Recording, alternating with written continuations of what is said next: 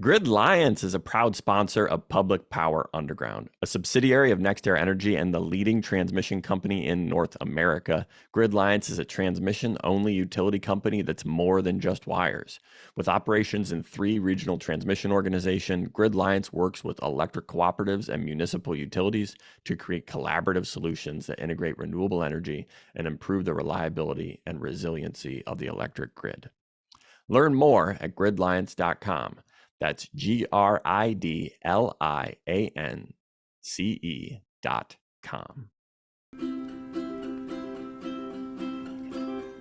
We started in hard times to bring us all into the laughter through thick and through thin, for public power enthusiasts without and within. Roll on, enthusiasts, roll on. Roll on, enthusiasts, roll on. Welcome to a special Energy Experts React recording of Public Power Underground. Public Power Underground is an infotainment program that covers electric utility and electric utility adjacent topics from a power department's perspective. We talk about the energy enthusiast trifecta of markets, people, and electrification. And today we're focused on intra-regional transmission, a critical component to electrification. I'm the host, Paul Dockery. I'm recording with 3 energy experts. First, the protagonist of this episode, Pam Sporborg. You are the protagonist. I appreciate it. You are the Director of Transmission and Market Services for Portland General Electric. May I call you Pam? Of course. Thank you. I appreciate that. And thank you for getting this together. My pleasure. I just really want to hear Adam and Christina's perspectives on all of these transmission happenings in the world right now. And I got guidance from you that we aren't allowed to talk about like national topics and national politics or anything. We're intra-regional. We're within the region. What's going on transmission, right? Well, there's too much to cover in 1 hour. Too much you to bring cover. in DOE and we would just be here all week. Yeah, fair. That's fair. Yeah. Joining Pam and I is Adam Richins. Adam is the Chief Operating Officer of Idaho Power.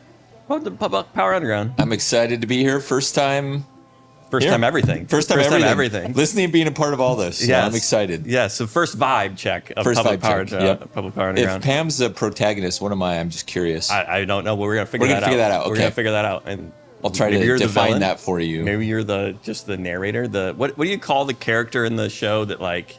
Background noise guy? No, the one that like tells the story along the way, like the narrator. The narrator. I'll shoot for that. Yeah. Okay. Okay.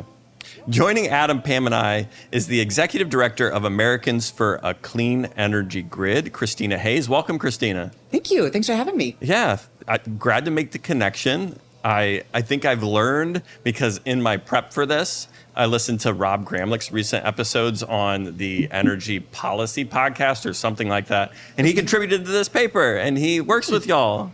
Yes, So there's absolutely. a connection. And I'm glad to bring it back to the Northwest with Marionberries. With Marionberries, yes. So tell us all. We have our own special drink for this occasion. We are in Paddy's Pub and Grill in Portland because we needed a place to record. And what do we have here? We have Marionberry syrup with a little lemon and for now 7-Up. And then afterwards maybe something else. But Marionberries, it's Marionberry season. It is in the Marionberry Northwest. season. There is a place on Highway 30 outside of Clatskanie that has Marionberry pie and sell Marionberry stuff. They do great business because... Oh, what you're not telling everybody, though, is you're double fisting. You've I am got double 2 fisting, and drinks. so are you. Well, so am I, but yeah, that's fairly normal. But Yeah. I guess that we'll connect that way. Yes, we will. Yeah. You got the Guinness because it is an Irish pub. Yeah, why not? I went with the Smittix Yep. with an Irish red. It felt Yep. a Both little bit dark, though. a little lighter. Yeah. Not as filling. Yeah. Not as filling. Okay, so we're gonna talk about like transmission. We're gonna follow Rob Gramlich's formula for discussing transmission policy, the 3 Ps: permitting, planning, and paying for. But first, we need to lay some conceptual groundwork, and to do it in as infotaining a way as possible, we're bringing back a game I call an energy enthusiasm distilled. All right. We've done this a couple times. Okay. Y'all haven't listened to the podcast, so I'm going to lay out the ground rules here. Okay. And we have gotten better at it, I think, in laying the ground rules. One of the tricks was making some of it shorter. So some people had 2 minutes and 20 seconds, but we're going to do this in 1 minute and 35 seconds. So I think here's you what just we say do. making it up. But, Yeah, we're okay. making up the rules as we go. It's not a real game. None of this is all for fun. Yeah. It's not a real game. Okay.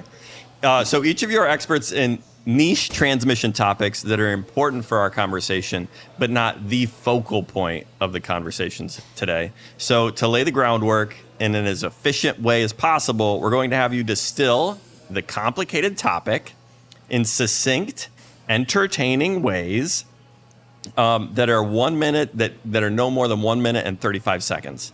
Then, after you explain them in infotaining ways, the other people that are also drinking at Paddy's Pub, meaning the other two of you, will then synthesize it in the optimal TikTok length video of 34 seconds. So first person gets 1:35, everybody else gets 34 on the same topic, and then we'll cover the other two topics. And then at the end, everybody wins or no one wins. Doesn't really matter because it's all made up anyway. Yeah. As Christina pointed out, it's all made up anyway. My bet is Christina's going to win. Maybe you all win. She's really competitive. Yeah. Yeah, it's not really my vibe. I'm more easygoing than that. Okay. So the first topic, which is important context for the rest of the conversation, but won't be the focal point, is the role of public power and non-jurisdictional utilities under FERC Order 1000. Christina, you're the expert on this topic. So in 1 minute and 35 seconds, I want you to distill this complicated topic down in an infotaining way. And she has to be entertaining when Yes, she talks it- about Oh that? my Is that- gosh. 'cause Interpretive dance? I Yeah. mean, like, how do you do this? I'm examples, not sure analogies, this is possible, so we're going to see. quotes. There's so if many ways anyone to can do do this. it, you can, Christina. Oh, thanks for the You confidence. can do Okay. it. At the Are very you least, ready? I'm the first to fail. Let's go. That's right. Great perspective. 1 minute and 35 seconds. Go ahead. Okay, so non-jurisdictional utilities in federal energy speak, NJs, Ooh. they're around the country. So, TVA, Santee Cooper, WAPA, there are a lot of them around the country. In the Northwest, it's a bit different because in other parts of the country, you have this symbiotic relationship where you have traditional utilities regulated by the Federal Regulatory Commission, and then you have these non-jurisdictionals, but in order to get along, they all agree to play by the same rules. Okay. And these safe harbor reciprocal tariffs. In the Pacific Northwest, non-jurisdictionals are so much of the system that they don't have to have that same symbiotic relationship with the reciprocal tariffs. And so you have different sets of rules that apply for transmission planning, paying, and generally orchestrating the system as a whole. How'd I do? You How still much have time 38 left? seconds. Oh my gosh. You have an example. Shorter is better. Yeah. I'll- an I'll analogy? add it to later. Can you I was toss in- counting on you to explain Order 1000. So. Oh my gosh. Can you order 1,000 in 30 seconds? In 30 seconds. Order 1000 was the idea that all jurisdictional utilities in the United States would be responsible for joining with their neighbors, at least one other neighbor, to plan transmission on a region-wide basis. And if you planned regionally, it should, in theory, provide a more economic, reliable way of providing geographic diversity among generation resources and a better way to plan the system holistically. Oh, that was great. How about that? That was I'm, alarming. That was. Well done. I am First going to fun. rely on y'all to synthesize that for me. I'm going to start with you, Adam. Oh, so you have to synthesize. So I'm a little behind. I may have to go second. You have to sum up what. Yeah, you have to Christina explain said. this like quicker and in an infotaining way. She gave a 1 minute and 35 seconds. Okay. So now you have to do it in 34 With jazz seconds. hands? I mean, like, Okay. what are you doing? Yeah, we need some analogies. We need Okay. some examples. We need some. I But mean, I we can go have sooner beer than just 30 sitting here. Are seconds. there VARs associated with Order 1000? Seriously. In the Pacific Northwest, it sounds like the rules are just very different as it relates to these non-jurisdictional entities. There happens to be one that's very large, that has a lot of transmission, and that pulls a lot of weight. But maybe I think what you're saying is in other areas, there's more of a reason to have the reciprocity than there is maybe in the Pacific Northwest. Yeah.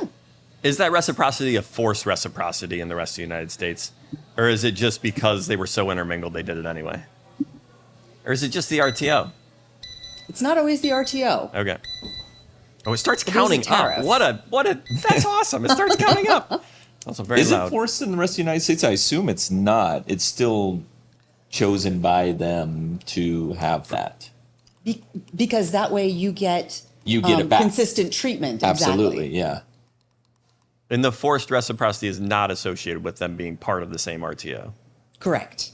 Oh. Right. So transmission owners, open access transmission tariffs don't necessarily tie to being in an RTO. Right. It's everybody, Right. as long as you're jurisdictional. So, but like in the Southeast, where you have investor owns and non-jurisdictionals, they Right. have these reciprocal tariffs there. Yes. Okay. But we aren't supposed to ask questions as part of this game. We did anyway because there are no It's rules. not. There are no rules. It's a very It's complicated fine. subject. I feel It is. like we're It all is. learning. So Pam has the unfortunate task of going last. So now you got to do it in the most infotaining way possible. Are you ready? I'll go for it. Okay. So I think what Christina was saying is we were not getting along out here in the West, but I would say that we just get along differently. We have our one large non-jurisdictional that ties us all together, and because they do not have reciprocity, we all end up sitting in the rates hearing room on a very frequent basis to really try to work it out. And so we've evolved differently. We get along better because, after you spend a whole day in the rates hearing room, you really got to go drink. Yeah. And if you're in the rates hearing room, you go drink together. So I tell you what, Wow. I spent all day today in the rates hearing room, and that is like, I feel that in my bones. Well, we're I here feel that drinking we are together, drinking. getting Can along. I actually can I tell you something? I've never been in the race. I've been in it, but I've never been in it for a BPA because we don't interact with BPA a ton. So I have never experienced the full. You're not part of the room. club. I'm not part of the club. It feels like I'm missing something, but somehow I think I'm not. You can still join the club. There are plenty of meetings where you could just get the badge. Okay, just go. come get the badge. Just go. Just Okay. experience it. I'll See have to how think it about feels. that. You don't Yeah. have to be part of every club, though. I mean, it's a little bit like going to an AA meeting for the donuts. Or the coffee. Like, you don't have to go to all the clubs, right? Yeah, That's fair. I mean, It's you fair. also There's- have the opportunity to send your minions, and your minions Yes. spend lots of time in the rates hearing room. I'm not sure Kathy would appreciate me calling her a minion, but So she's in that room a lot. See, I didn't even know that she spent that Wow, much we're time gonna there. have to cut that. Yeah. We're gonna have to. You need to get them. I don't know. You have to get them a badge. Get them a badge. I feel Now like that I you need know. a badge too. This whole experience has been enlightening, and we're only in the first 10 minutes of this podcast. The first segment. First segment, okay. Before we move on, though, I do want to just highlight. It sounds like if we had these reciprocal tariffs, we would spend less time in the rates hearing room arguing about terms and conditions for tariff. Because the rules would Bonneville's already tariff. be set. Same set of rules for everybody. well, I think one of the wonderful, unique things about us here in the West is that we spend a lot of time together. I mean, the We do. energy community in the West is a community. And Yeah. I like the heart and soul of that community, for better or for worse, is the rates hearing room.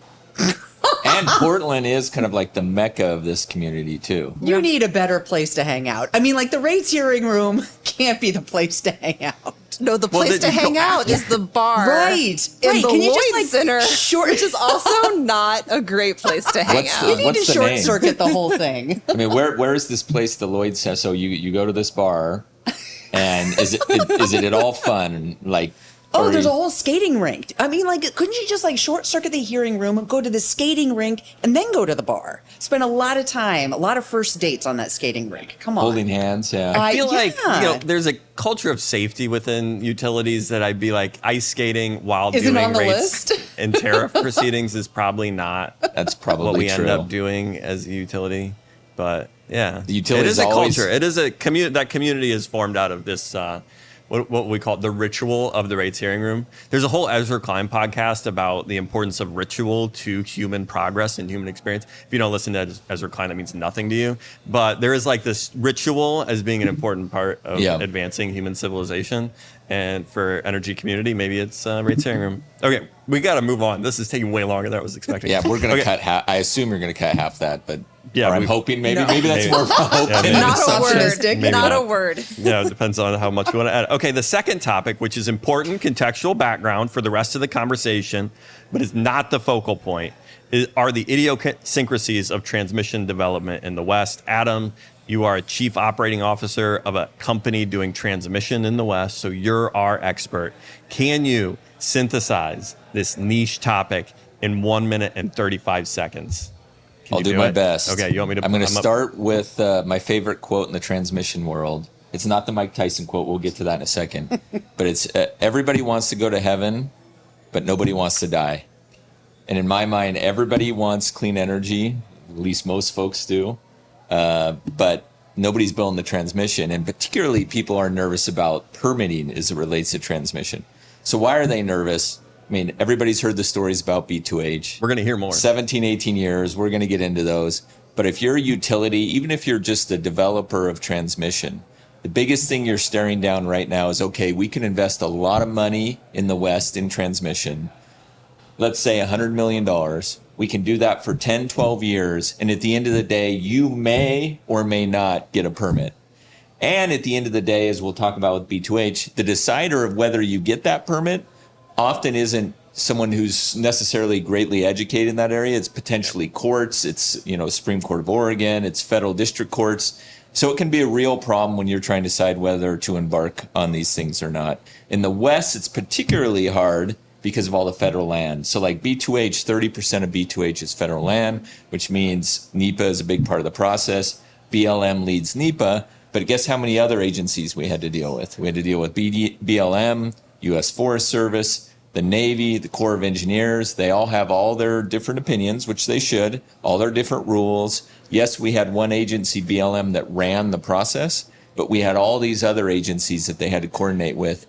Makes it very complicated. And that's just on the federal side. We'll get to the state side later, which is equally complicated. There are probably some horror stories associated with that. I think we might get there. To foreshadow that a little bit. Okay. So that was idiosyncrasies in the West. Only touched on the West a little bit at the end. Yep. Pam, you're next. In 35 seconds or less, can you talk about what it's like, why it's more difficult in the West to build transmission? So what I heard from Adam was a lot of acronyms. There were so many acronyms, I lost count. And that each one of those acronyms has to work together. And then they have to know what each other acronym means so that they can correctly bring their problems and complaints to the table and slow Adam down so that, the sage grouse get to have their frolicking out in the woods or the plains. Or wherever. But not under transmission towers. Yep. Do we have more sage grouse in the West than in the rest of it? It's just a Western thing. I don't know if we have more or less, but I know that all of these projects are impacted, at least in Idaho, by sage grouse. Both Gateway West and B2H were. Among other different species, in every species you have different tests, and those tests take a long time. You have to make sure the conditions are right. They're called surveys. You go through that. This is just the beginning of 17, 18 years. Just the beginning of just why the beginning. It was 17 or 18 years. Christina, we're going to give you in 34 seconds or less. You're going to have to make this very entertaining. I don't know if we've gotten to really entertainment factors yet, but I want to ask a clarifying question. Yeah. Do we have more acronyms in the West than in the East? Everybody has Everybody's acronyms. got just everybody. Yeah. And it's tough then when you have one acronym that means something in one part of the country and a different and that same acronym means something different in another part of the country. Oh, yeah. Or the same thing has a different name, like CRRs in California or FTRs somewhere, right? They Like all the have same different thing. Yeah. Yep. They all have different names. They're the same So, so are we supposed to talk about what we view as the idiosyncrasies or you how don't to have to be just entertaining about You just Adam's have to be thing? entertaining. Just what's entertaining about me. Just be entertaining. You got ready? Are you ready? Okay, good. Yeah, okay. Okay, so the mental image I have when I hear Adam talk about idiosyncrasies in the West, it's got to be a Dr. Seuss animal of some kind, right? So we think we're building a racehorse, right? We've got the fastest, most effective, most efficient way to deliver power throughout the West. No. But then all the different committees get involved. I mean, isn't that the story about how you build a camel? It's a horse built by committee? Isn't that? I don't know. Something like that. I'm going to use that from now on. This is beyond a camel. This is a full-on Dr. Seuss kind of animal. It's got a trunk. It's got a tail. It's got flippers. It's got all the things because you got all the agencies. It's getting kind of crazy. I just started out there. to think about like Medusa with all the Right? Maybe that's another another feature of the Dr. You're Seuss. getting the game now, Christina. Okay. That's how you win the game. You don't know what Dr. they put Seuss. into my drink. Dr. Seuss is how you win the game. Okay. Good to know. This is the last one. Next up is the FERC's pending transmission more NOPR. attention. That's Okay. right. Taking notes, you need a pen. So you're the resident expert because you're the person I wanted to ask about this, because you're the market and transmission service director at Portland General Electric. So there's this notice of proposed rulemaking. It's supposed to come out briefly. Can you synthesize what all that means in a minute and 35? Well, first, we don't know when it's going to come out. We have politics in between us and a final rule. So, essentially, transmission planning has been evolving really since Order 888 was released in 1998. And the first iteration of that evolution was Order 890 in 2007. And it just kind of I looked up my history. And then Order 1000 around 2013 really expanded and created this obligation for utilities to plan together to create projects that looked at combining many different values around economics, reliability, and working to identify the best projects. What might be best for me might not be the best project for Adam, but if we can look at our costs together, maybe we could save our customers a lot of money by pooling our resources and planning together. Yep. So this new notice of proposed rulemaking is looking to take that further. So out of Order 1000, we have planning regions. We have 30 seconds left. Yeah, we have many planning regions, including Northern Grid here. And we ended up with something like MISO's multi-value projects that looked at combining public policy goals with economic and reliability objectives. And this new NOPR is looking at expanding that further. Is there a way to take that and look at resource development zones, the obligations, the generation planning? Is there a way to overlay that into transmission planning so that we really get the best bang for our buck for customers? We have really high costs of transmission that on a sticker basis, but on a volumetric basis, those costs can be very small. Yeah. And if we take these, big stickers and make the right investments, we can minimize the volumetric impact on our energy supply for our customers. And that way, Adam and I can look together about what do we need? What do Idaho's customers need? What do PGE's customers, Bonneville's, Puget Sound? And we can look at see where the optimal projects are that can meet all of our collective needs without having to raise that initial sticker price into the multiple billions of dollars. Okay. That was well summarized. It does sound to me like it will be expansive and complicated. Well, it has to get across the finish line first. That's true. Okay. Well synthesized. Okay, Christina, you're next. 34 seconds. What is the NOPR going to do? You. I'm just glad I'm not second.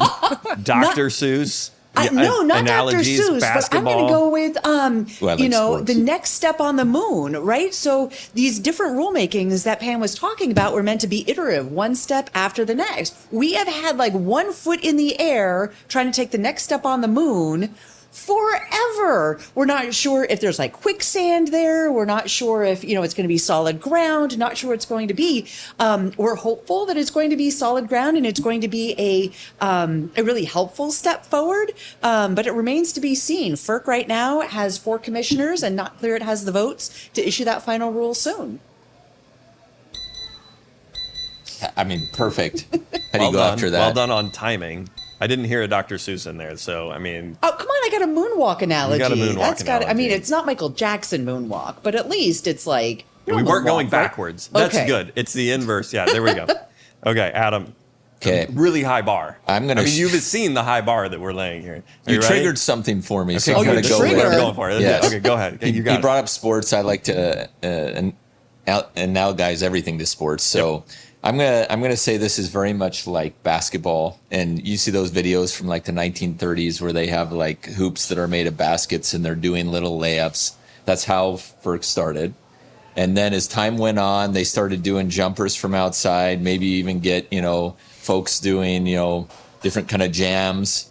Now we have Steph Curry, from deep, doing turnaround threes. And that's what we hope this NOPR is going to be, is excellence in that regard.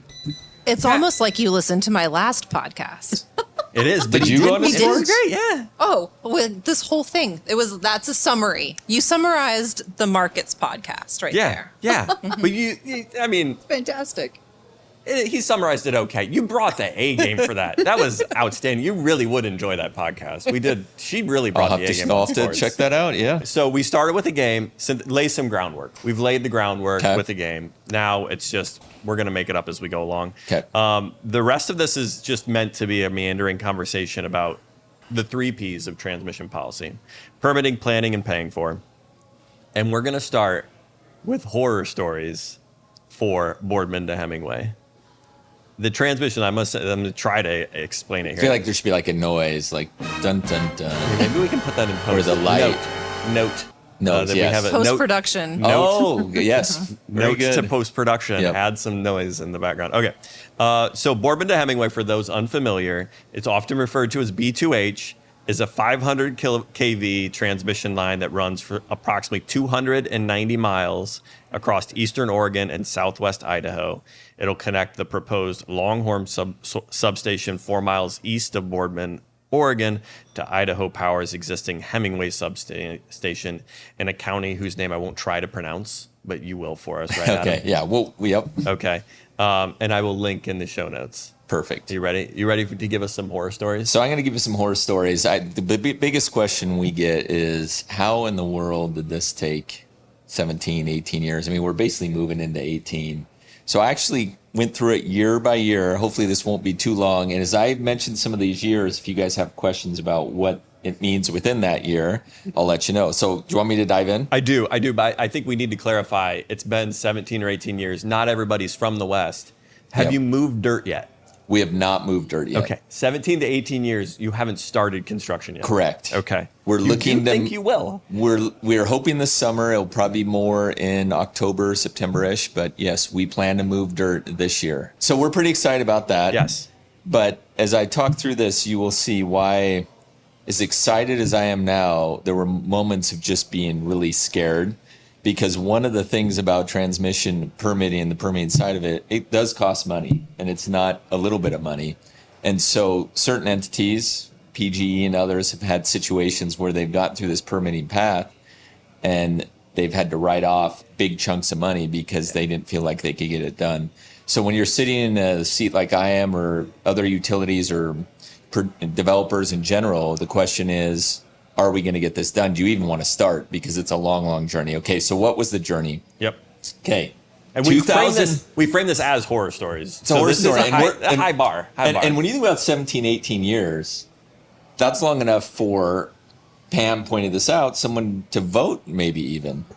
So in addition to B2H being the project we're going to talk about, we might as well talk about it same year, someone being born. We're going to go. And what happens in their life during this period? A child. So do you guys have a good name for the child that is being born in 2005? We don't want to call him Ernest.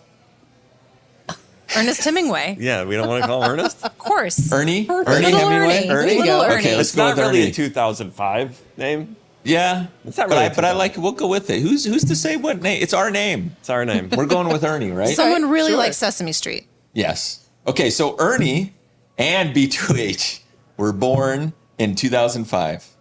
It's quite a ways ago. We developed the plan and the idea then. So that's 2005. 2006, we identified B2H for the first time in our IRP. Oh. So if you wonder how much we've talked about B2H over the last many, many years, it started in 2006.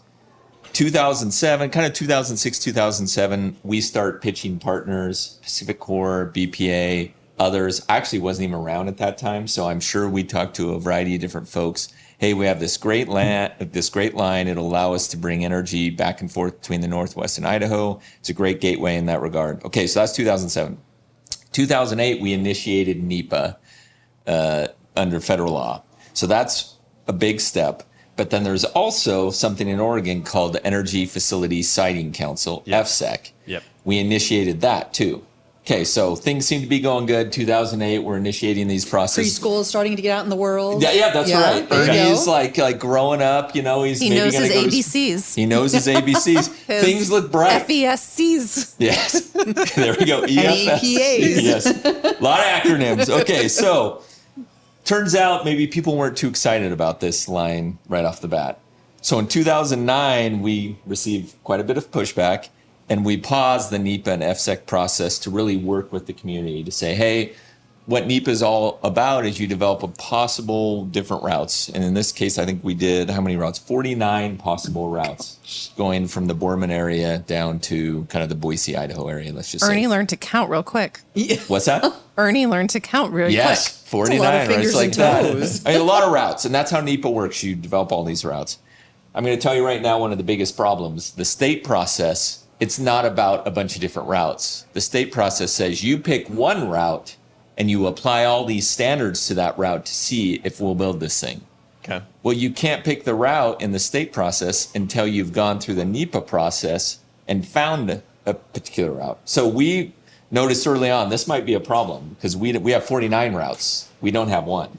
And FSEC requires one. Okay, so 2010, we resubmitted the routes in the NEPA process, FSEC process. 2011, good news for us. Obama's administration says, you guys, your project is one of the top 7 in the nation. We're going to make sure this thing happens. Woohoo, That was honor roll. that was 2011. So, we're in 2023 now. So Making it You happen. You felt Making so it good in that happen. moment. You I mean, felt so good in there that was a moment where we're like, this is going to happen. It turns out there was some stumbling done by Ernie. Maybe he was walking and falling. Something was happening, but it wasn't great for us. So from 2011 to 2017, I'm going to skip through this pretty quick. Lots of studies. Okay. Lots of NEPA process with the Navy, U.S. Forest Service, BLM, Corps of Engineers. And during this time, we couldn't really do the state process much, totally different studies, but we didn't know what our route was yet. Okay, so then you go to 2017, we received the BLM ROD, record decision. So that's big news. We're all happy. Yeah. Ernie's going to high school. Ernie's going to high It's school. middle schoolish though, right? What Yeah, age? you feel well, like it's 17. graduation. You feel like graduation should be a big deal, but then you realize it just means more school. High school hasn't even begun yet. Right. And then if you're back to B2H, it means when you get that permit, what does it mean? Everybody's got to know. What happens when you get your permit? You get sued. So we got sued. First it's administrative, then it goes to federal court. Again, all the time wondering, well, what are we going to do on the state process? We don't know exactly what's going on. So is getting sued like puberty? I mean, that's what it is. They're like, it's not good. it's not good. It's just not good. We talked about the scary moments. A lot of emotions. You guys can talk about the scary moments. The kids for B2H, it was sitting there thinking, we've been in this for 10 years. What if the federal court, who ultimately decided this, again, not energy experts, great folks, but not energy experts, what if they hate our project? So Yeah, that kids are going to high school. What if What if all nobody the other likes kids Ernie? hate my kid? it is very possible. They are rational. What if they get picked on? Oh, these are real emotions. These right are here. real deal, real I mean, his emotions. name is Ernie after all. Yeah, his name's Ernie. He's going to get picked on. He is going to get picked on. I don't- Ern, we'll call him Ern. If you guys Ern? have seen Atlanta, it's a great show. One of the main characters, Ern. Okay, 2018, we push forward a state process and we get our U.S. Forest Service ROD, so different ROD than our BLM ROD. We win the federal lawsuit 2019. Yay! Ernie's going And we get our prom. Navy record of decision. Yeah, Ernie's doing great. Like, he's back. He's back. Friends in with the the cool game. kids. FSEC continues. Right around then, we file our FSEC application. Anybody want to guess how big our FSEC? This is the state process application. Any Oregon. guess? How many Oregon. pages? Bigger than a bread Oregon. box? Yep. Department of Energy in Oregon. Okay. 10,000. No way. Oh, 13. Higher. It was I'm not- close to 20,000 pages. Wow. Just to give you an idea how thorough that process is. Can you help me though? Did you actually print them out on paper, or did Someone you file sent. I electronically? remember when we filed it. Someone sent a picture. It was literally a carload of boxes. So it really was paper copy. Yes, my understanding is we had to do a paper copy. That might have been no, I think it was FSEC where we had it, and I got a picture of just boxes. Okay, so 2022, we get the permit for FSEC. Nice. That's pretty good. But then guess what happens? I bet you got sued. Dun dun dun. Dun dun dun, we got sued. And this goes through the FSEC process, it's contested case hearings, all that. Then it goes to the Oregon Supreme Court. So again, I remember sitting there, if we don't get this, if the Oregon Supreme Court does not agree with us, it's a lot of money that was spent and a lot of time on this project. We were very fortunate that they upheld the permit. We won the Oregon Supreme Court case in 2023. We are still doing micrositing even now. We have amendments to the FSEC process, so that's still going on. Then guess what we had to do, which, it's part of the process, the CPCN process in state of Idaho, state of Oregon. In Oregon, anybody who wanted to ask a question to basically our folks in a contested case type scenario was able to. So it was days of hearings to get through that. And now here we are, 2023, close to breaking ground. Ernie's 18. I guess a couple things, right? He can vote. Big election coming up. Big election. Yep. Mm-hmm. He can smoke, I guess. What kind of kid is Ernie? Is he going to be doing that? If he's in Idaho, he's definitely going to chew tobacco. Is he?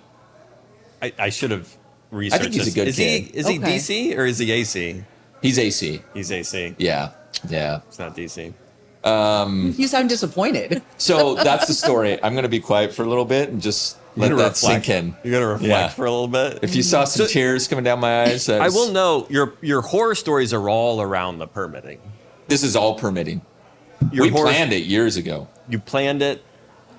We're actually not that concerned about paying for it because, as you know, the benefits right now of transmission are so significant that proving those benefits out was not the hardest part. Yeah. Planning it was not the hardest part. Paying for it, we had partners, we worked through that. And Christina and I talked about this. For us, for Idaho Power and for Pacific Core and others, it was the permitting process. And that's the problem with what a lot of people talk about, RTOs, other things. They help solve some of the pain and planning issues.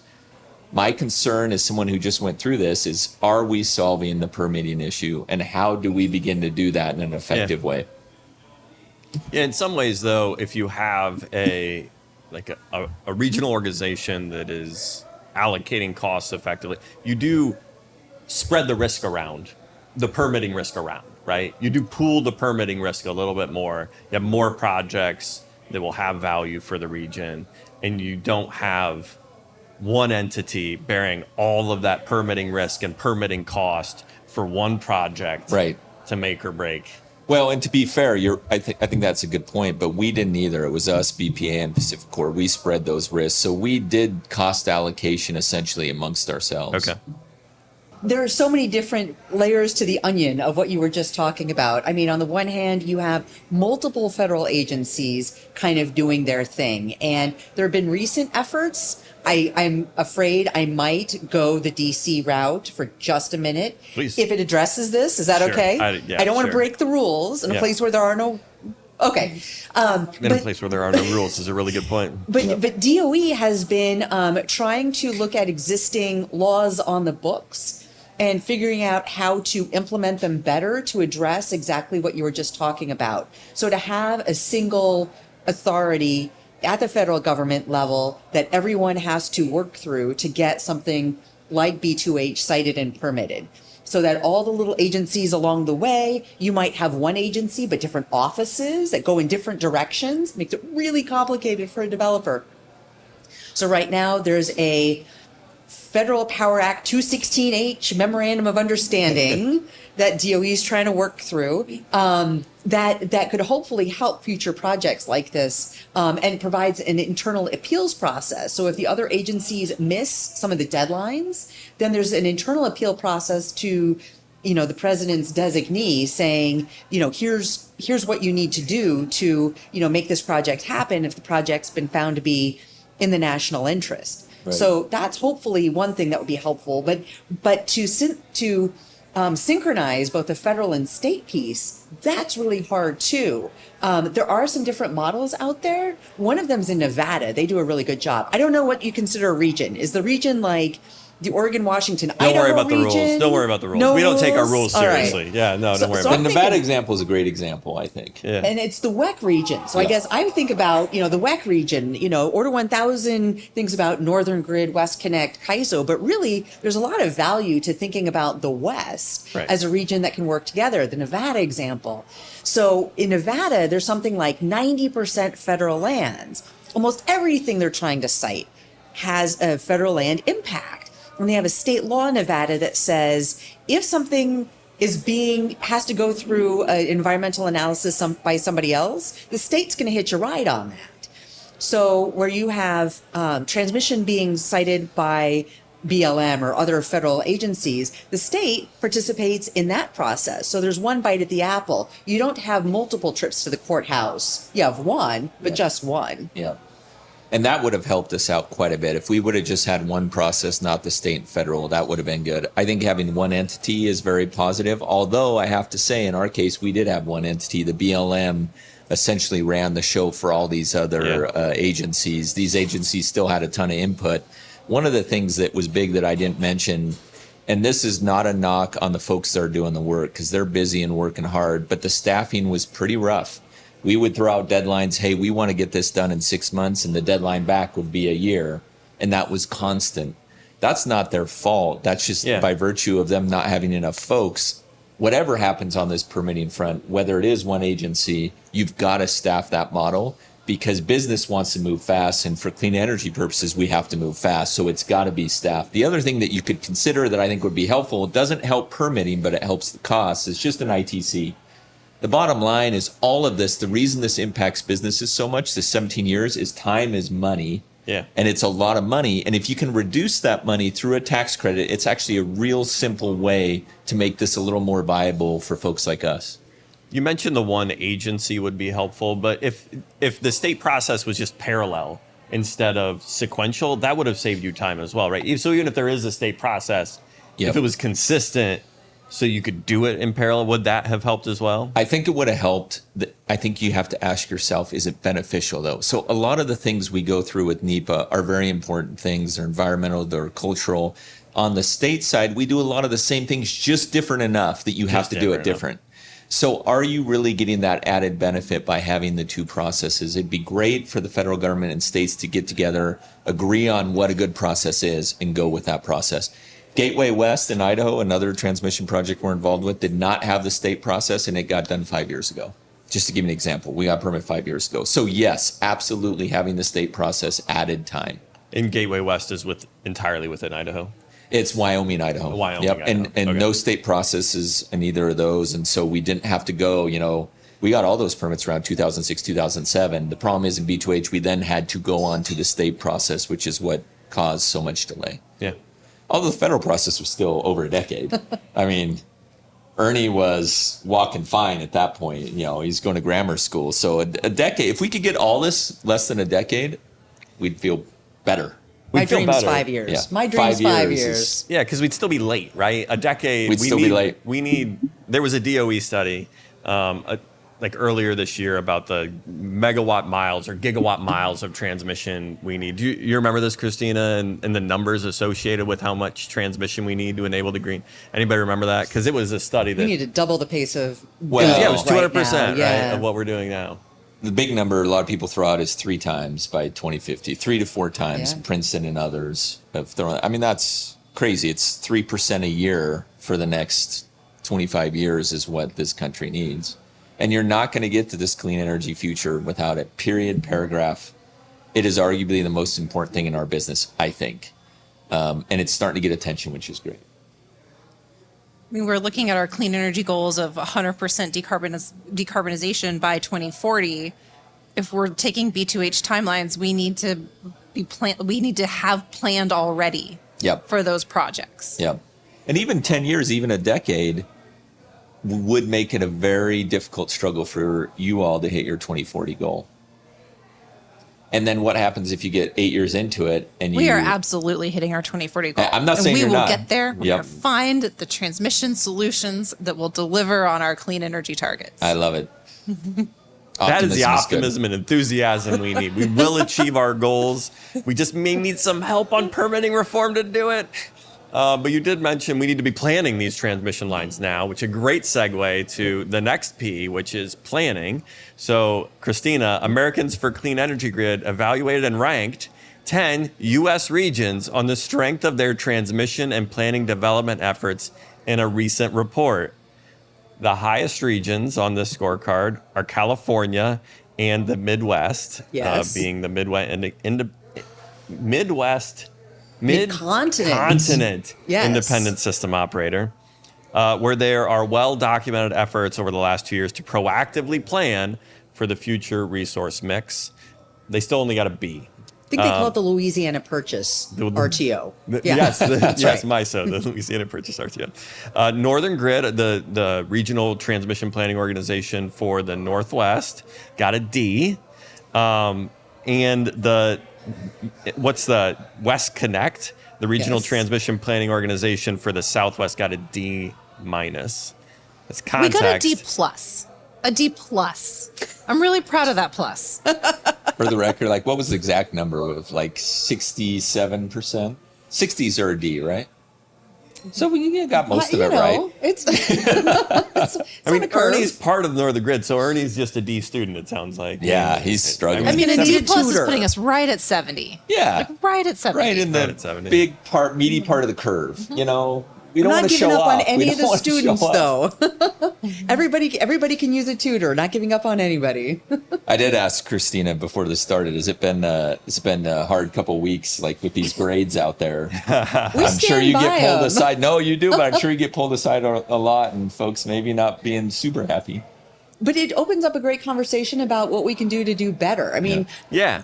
so, you talk about planning. Planning isn't one of the challenges. Actually, we view planning as something that is important to get right. So to look at regions and planning. And so one of the things that's great about B2H and Gateway is that they are joint ventures. So it's optimizing the load and the needs across several utility footprints Yep. and how they can be best planned and then built. But that's not happening everywhere.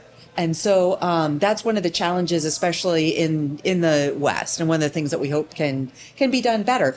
And we're seeing a lot of innovative solutions. And so that's one of the things that save the Northwest in particular. Where PacifiCorp is across a 6-state footprint, and they're building transmission across that. It's called local, but it's 1,300 miles of local. That's not local by anybody's definition, right?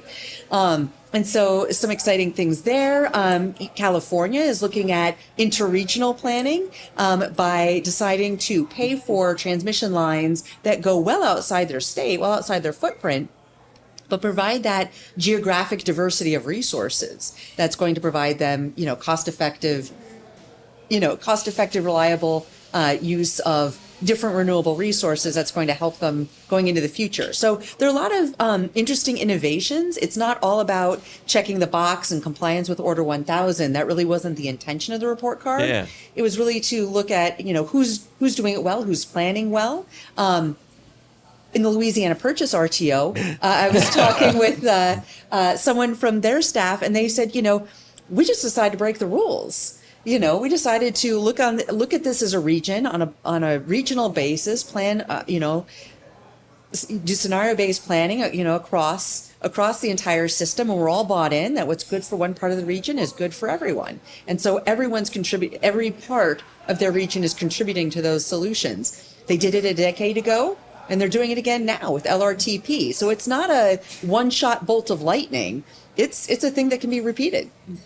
So what were the categories? How did you come up with the categories for best practices for transmission planning that you scored against? Because they seem to be, and I think I heard on a Rob Gramlich podcast on that energy policy one that it was related to the pending NOPR and the categories of planning and the Yes. best practices associated there. Can you talk a little bit about why you use that and why you think they're the right categories to determine the planning criteria? Sure, absolutely. So first of all, big picture, 2/3 of the grade was based on planning, and the remaining third was based on miles getting built, steel in the ground, Okay. how bringing on new resources is going without getting into the interconnection queue reform battles that are going on right now, and congestion. And those tend to be lagging indicators for how well planning has gone in the past. And so it's just kind of another way of looking at planning. But planning, how well are the various factors being considered,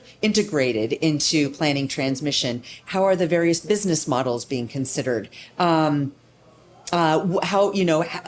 the long time frame, time horizon being considered? So there are a number of different factors that go into effective planning, regional and interregional as well. So taken together, if planning is going well, we fully expect MISO and CAISO, which did quite well in their planning. In CAISO, they're considering economic reliability and public policy altogether, for instance. So we expect some of those grades to be going up in the next report card. Nice. And you want to get in on anything, Pam? Sure. So, a D+, not that great. Not that great. A grade. But I think it's important to think about the context for why we created Northern Grid and the situation of transmission in the Northwest when Northern Grid was in its formation stage. And at that time, we had Bonneville supplying unlimited long-term firm point-to-point transmission across its system.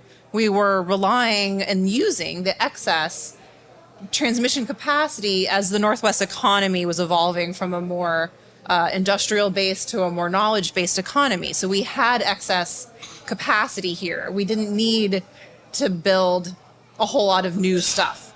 However, as we have used up a lot of that capacity, we need to build things like B2H, and we need to build a lot more things in order to meet our clean energy targets and our continued load growth. That excess capacity, we have fully subscribed it at this point.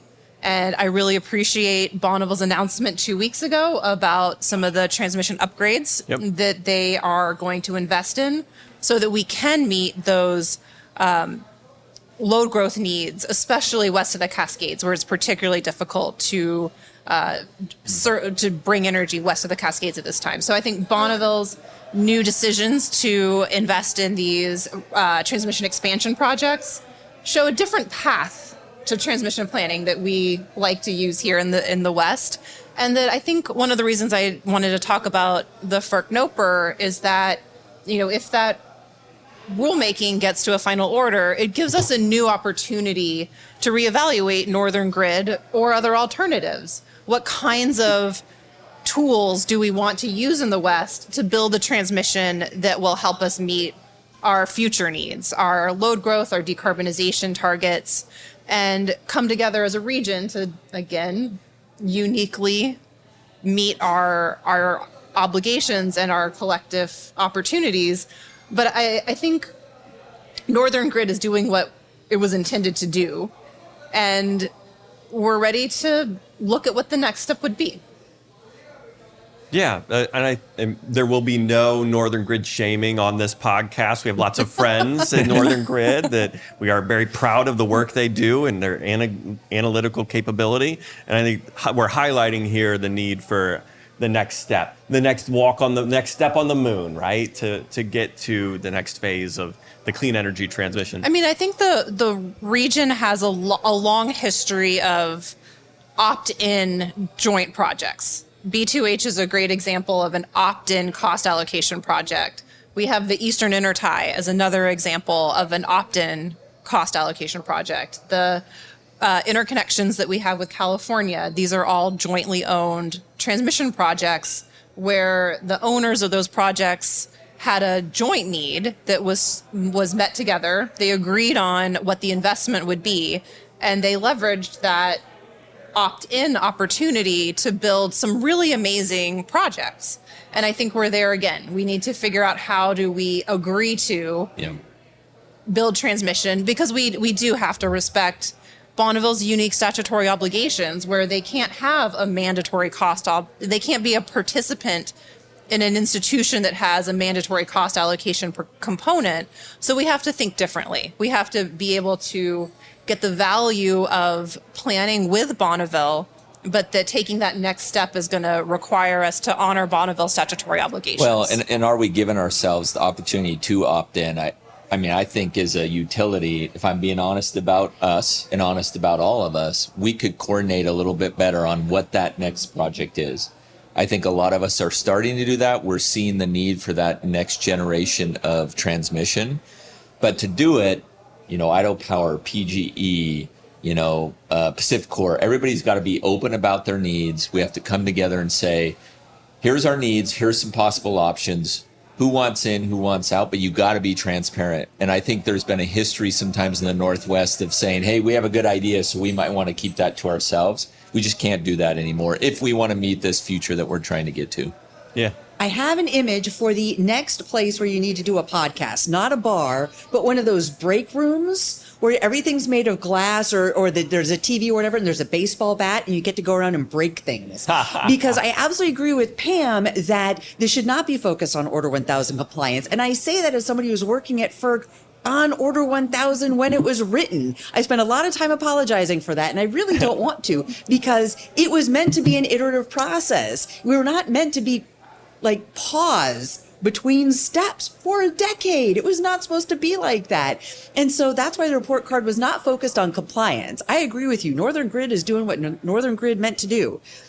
But checking boxes isn't going to get us where we need to go. Instead, we need to break some of the rules, like MISO said, and get to the place that Adam was talking about, where we collaborate on a regional basis to plan these lines so Not that we because can. we're forced to. No, but because we it's what's want best. to. Absolutely. Yeah, absolutely. Yep. And I think we'd have a lot more advocates to get through that permitting process as well. And Gateway West and B2H do show you can do it. You can get together with partners and build these things. You just have to be open and transparent and be willing to take the risk at the end of the day. I will tell you right now, I get a call about every month asking me from other utilities, can they be a part of B2H? Yeah. The problem is sometimes I have to keep myself from saying, where were you 17 years ago? But the truth is, like, the benefit, the value is there. We just all have to take the step, and our regulators have to take the step to say, you guys can take this risk. We're behind you, and we will support it at the end of the day, which is what our regulators have done, and it's been very nice to see. It's a good transition. I want to talk about the paying for, the third P of all of this.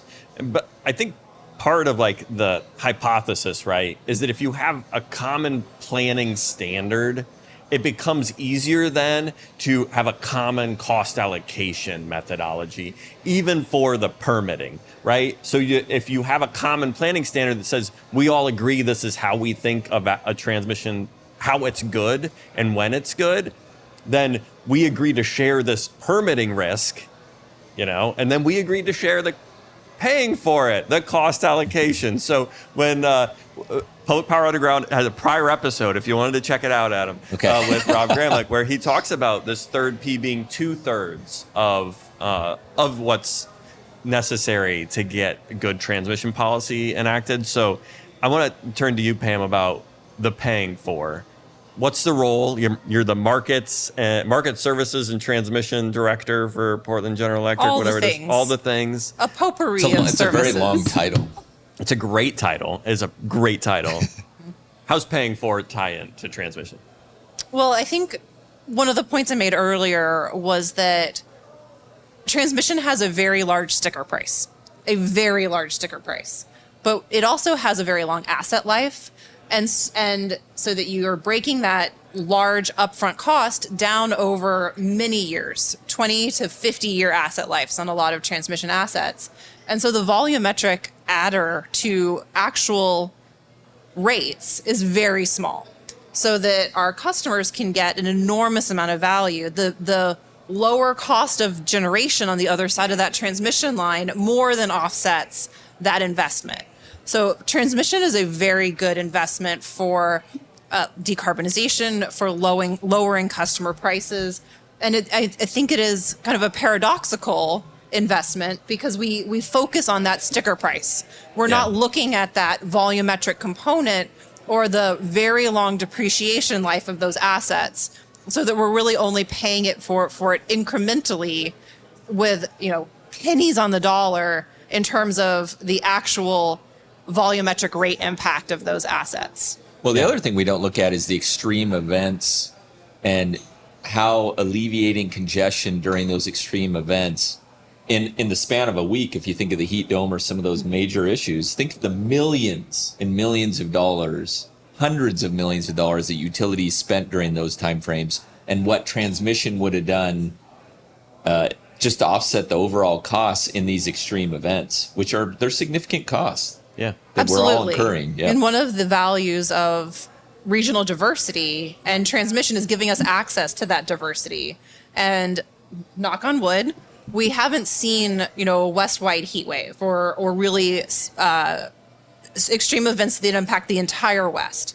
which means that transmission gives us access to areas that are having more average conditions and the generation surplus that can be imported into those regions that are experiencing the extreme events. I think we've really come together with our existing system to get through a lot of the last few years, the heat dome, some of the heat wave in California last year. And it really has been transmission that has allowed us to maintain reliability through those events. But as we see more extreme weather, we need more diversity and more connectivity. Of course, the contrast is Texas, who did not have that diversity, did not have that transmission, and you see the impacts are far, far greater.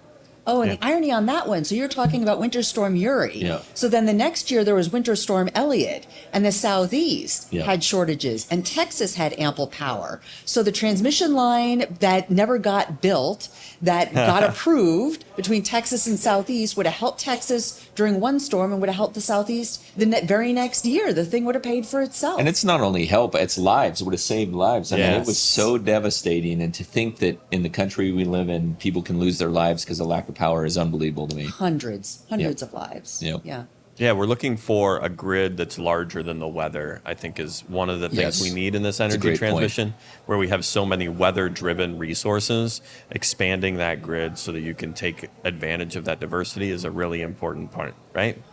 Yes. Is that what we're looking You've for? got all the Rob Gramlich cliches. Let's see. Now the next one is there's no transition without transmission. You could really just have a whole cliche-based Yeah, absolutely. podcast. I think it would go great. It would go, yes. And you know what? It's a great way to remember this stuff, There you right? go. And make sure you have. Did he invent the 3 Ps? Because He did. Okay. Yeah, So yeah. I use it publicly because I think it's such an easy way for people to kind of understand and simplify the discussion. And I did not know he was I've been using it, act like it's my own. I Perfect. probably should give some credit where it's due. A toast to Rob. Yeah, right.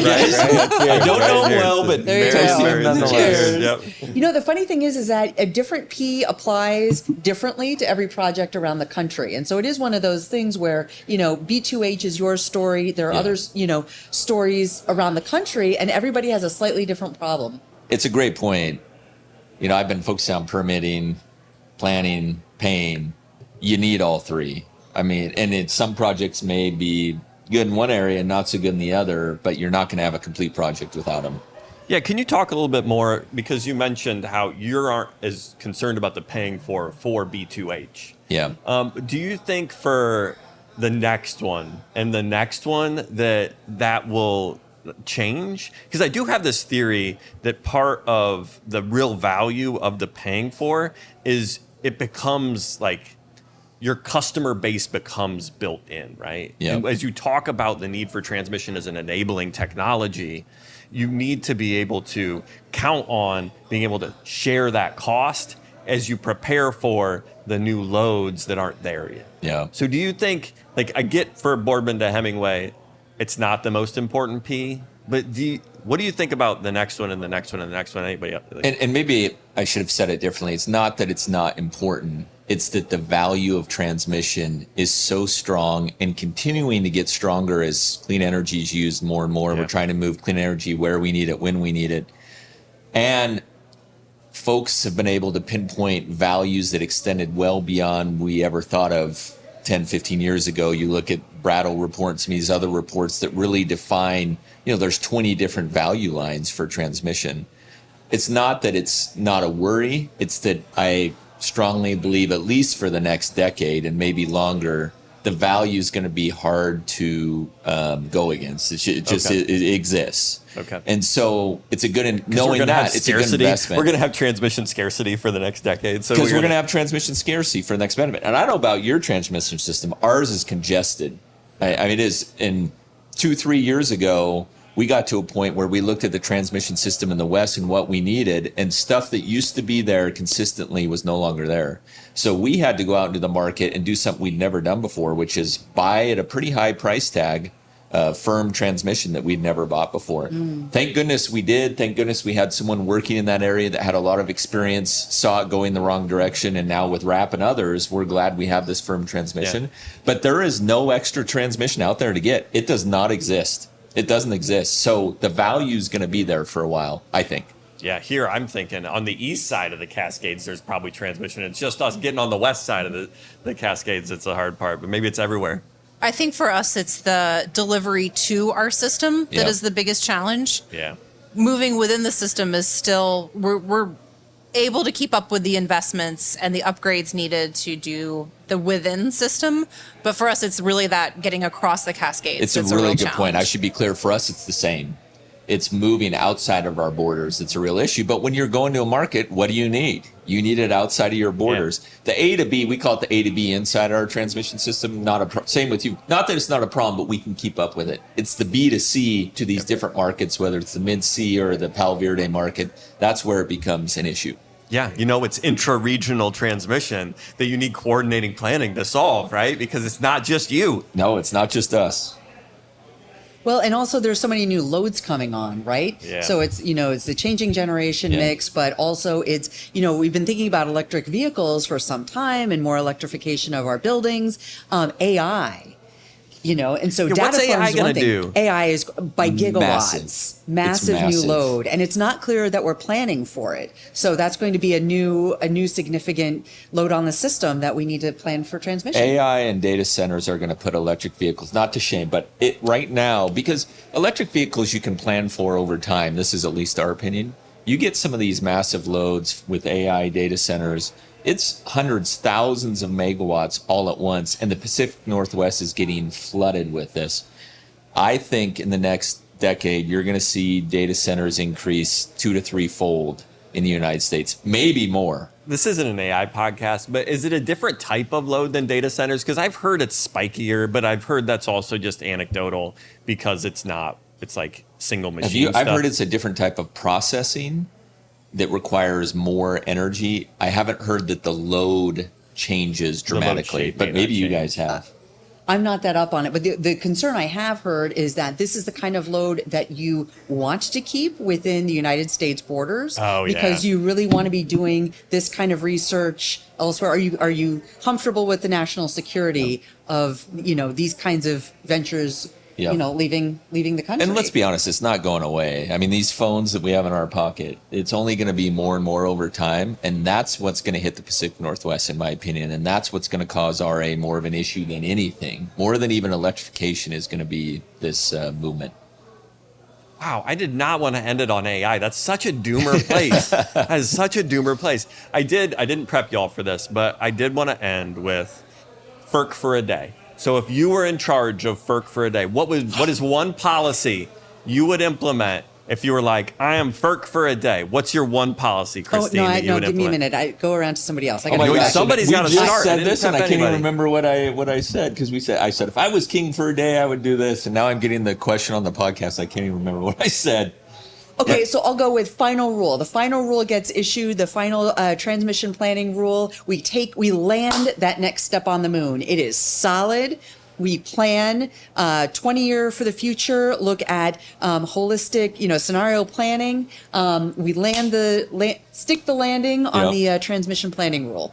Yeah. So FERC-for-a-day, you just approve what's there. You like this proposed rule The enough. strongest, firmest version of the final rule. Yes. Okay. Let's Pam, FERC-for-a-day. And like you're FERC, like you can do whatever, I don't know, whatever FERC Queen has of authority FERC. to do. I would dream up the perfect solution to interconnection reform and implement it. In a quick fashion. Exactly. Yeah. Because I'm FERC-for-a-day, and I would creatively problem solve all of our queue reform issues and solve them the next day. Can I just note that the perfect interconnection queue reform solution involves perfect transmission planning, because that's how you keep upgrade costs low, is by having enough headroom on the system by perfect transmission planning. So I'm glad we will run a great FERC together, Pam. We'll run a great FERC together. Madam Chair. Yes. The dream Co-chair. team. The The FERC dream team. Okay, you're up, Notice Adam. they didn't invite us. Well, they haven't heard our Come on ideas over. yet. Maybe so. Can Well, we I earn mean, a if spot? you're going to talk about You're joining our planning, now I'm commission? going to have to go to permitting, because it's been a little subtle debate. I think I would have FERC be the one-stop shop, but I would have them staff for it and really make sure that the permitting timelines are adhered to and move forward quickly. We didn't talk about this. Can I join this club? Yeah, now? absolutely. Can I be the permitting Please come guy? in Thank with you. us. Welcome I'll to hold the your commission. I'll hold your briefcases. We didn't talk about this, but it is a curiosity I don't want to leave with before we do. How much of the permitting is just because of staff constraints? Like, could it be faster if you had more people, or is a lot of it just process problems? I think well, it's a little bit of both. Yeah, it's a mix of both. I hate to answer so generically, but it feels like You're it gonna was. do it anyway. So yeah, I'm going to do it anyway. I hate to do it, but I'm going to do it. I feel like it was a little bit of staffing, and it, again, I don't want to knock the folks that are working there because they are doing their best. A little bit of staffing, and then a lot of different interests with a lot of different agencies, and then a natural concern of kind of a litigation concern. I mean, you got to dot your I's, cross your T's. I get that, but every single thing is done to that's why we had a 20,000 page application, because the ability to sue on this stuff is it's there. It's there. It happens. It happens. But here's the crazy thing. Pipelines are cited totally different than transmission lines, right? So FERC has I'm putting the contours around this wonderful new Yep. authority you're going to have Yep. as head of FERC. FERC-for-a-Day. Right? So pipelines, interstate pipelines are cited and permitted exclusively by FERC, right? I mean, and they marshal the other agencies that are involved, but FERC has kind of the one-stop shop. Yeah. Whereas transmission lines that go across states, even the really big ones, 500 kV, have to go through feds and states and counties and all these different stops. And so I think part of Adam's new FERC-for-a-Day authority has to involve some of these bills that are being considered in Congress, where if you have a high capacity line, 345 kV or up, that crosses 2 states or more, that goes one-stop shop to FERC, just like natural gas pipelines do. Is that something FERC could do? Congress has to do it first. Congress has to do it but first. But then, having FERC be one-stop shop, they have a lot of practice, they have a lot of staff, they have a lot of experience. It'd be I just don't great have a lot of solution. experience on that side of the business. How long do those pipelines? I mean, I know they're underground, so maybe the NIMBYism and you guys have heard the banana term. They're not Tell always me banana. underground. They're sometimes on the ground, right? Well, I think it's build absolutely nothing. Absolutely Anywhere. nowhere Nothing anywhere near anything. near anything. Yeah. Does that exist in the gas side as much? I mean, I assume it does, but it's also underground. The visual impacts aren't there. Certainly there's that, but there are also a lot of outreach programs. They have a whole open house system that Yep. they do. So there's a lot of involvement. There's a huge pre-filing process with stakeholder and landowner engagement. And so it's... We did all that. That's why I I'm know. shaking my head. I'm like, we did that for years.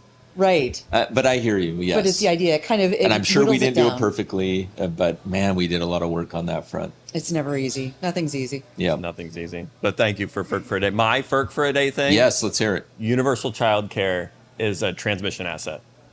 There are so many people, and the complications of like managing children's schedule around school. Like it is, we have a problem with childcare in our society. We saw it with Ernie. And I'm like, universal child care, that's a grid asset. You relieve a lot of workforce to go solve these problems when they have Staffing, to stop everything solving. else. Yep. Like, God, I got to run from work to get the kid at 3:00, and I got to get.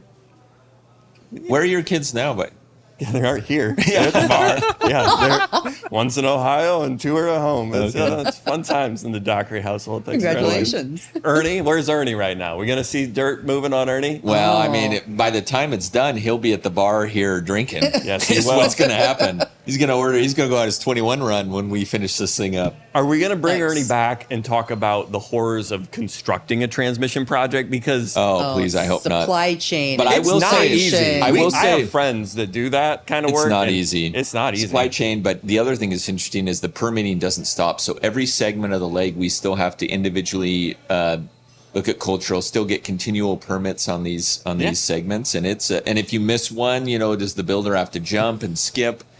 It's not easy. We have a really good, we have some really good folks working on it, and we'll get there. 2.5 year process. So Ernie will be 21. That's about where we'll be. I think we 21 should- I'll years buy him a back. drink. Yes, thank you. I drink at the You're going to bar. buy around for Ernie. Buy Okay. around for Ernie. I may steal it from him, drink it myself. You'll have This earned was it. fun. Do you all feel? Was this fun for y'all? Yeah, of That was course. good. Yeah, it's Do you great. feel valued and appreciated, Adam? I do. Thank you. Good. Do you Yeah. feel seen, heard, valued, and appreciated, you. Christine? Yes. Yeah. Christina? Very nice How about job. you, Pam? You know you're a star on this. Always. You are. I mean, Adam's 3 minutes was exactly what I wanted to know. Yes. Yes, all the horror stories, All and the we're going to do horror it again, stories. right? There's going to be more. Yes. Maybe not you can to get jinx into you. the 20,000 page application. Maybe that's the next step for you to see if how that looks. Nope. No, thank you. You can find episodes of Public Power Underground on Substack, YouTube, Apple Podcasts, Spotify, or your favorite podcast app. And you can find merch by searching for Public Power Underground on.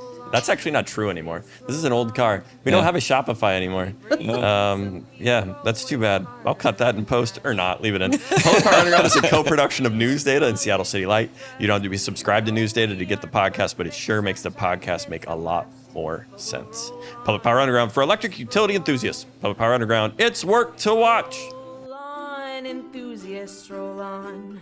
Roll on, enthusiasts, roll on. Your power's the subject of public power news.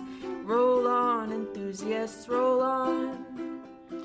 Public Power Underground is a production of Seattle City Light and News Data. The views expressed are your own and not the official views of Seattle City Light, Tacoma Power, News Data, or the organization of the guests also appearing on Public Power Underground. Public Power Underground is electric utility and electric utility adjacent news from a power department's perspective. Today's episode was written and produced by Paul Dockery and Almaz Nagesh, and it's edited and published by the stellar team at Pioneer Utility Resources, with sound mixing by Lucas Smith and video editing by Brendan Delzer. Our theme song, Roll On Enthusiast, was rewritten, performed, and recorded by Aaron Guillory and Ian Bledsoe.